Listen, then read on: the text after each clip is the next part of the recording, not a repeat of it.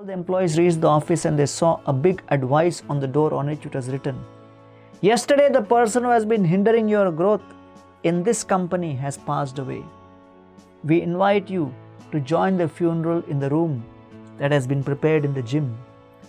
In the beginning they all got sad for the death of one of their colleagues, but after a while they started getting curious to know who was that man who hindered the growth of his colleagues and the company itself.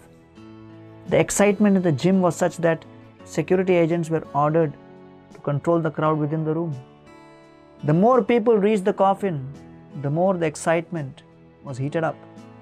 Everybody thought, who is this person who could have been hindering my progress?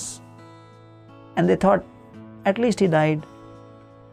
One by one, the employees came closer to the coffin, and when they looked inside, they became speechless.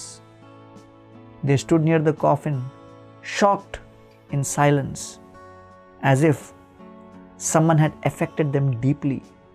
What was inside the coffin? There was a mirror inside the coffin. Everyone who looked inside could see himself or herself. And there was also a sign next to the mirror that said, "There is only one person who is capable to set limits to your growth. It is you. You are the only person who can revolutionize your life. You are the only person who can influence your happiness, your realization, and your success. You are the only person who can help yourself. Your life does not change when your boss changes, when your friends change, when your parents change, when your partner changes, when your company changes.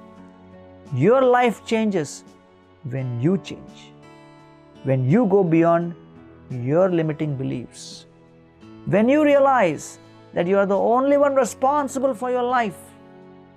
The most important relationship you can have is the one which you have with yourself." Therefore, dear friends, examine yourself, watch yourself. Don't be afraid of difficulties, impossibilities, and losses. Understand that yes, we have to conquer over our false ego, build ourselves, and face realities. Yas tvaya mandabhagyokto madanyo jagadishwara kwasav yadisa sarvatra kasmat stambhena drishyate. The great demon king Hiranyakashipu was under the influence of his false ego. And this false ego is something which cannot be destroyed in the day, at night, morning or the evening, outside or inside, by any kind of weapons, living or dead. And therefore, this false ego can only be dissolved when each one of us takes responsibility to transform that false ego and realize our real ego identity as a facilitator, as a servant leader. And therefore, with the help of others who are more advanced, who are more talented, who are more knowledgeable than us, we can make that difference in our own lives. But you can take a horse to water, you cannot make it drink. Therefore, ultimately, I have to take responsibility for beginning the journey in that change.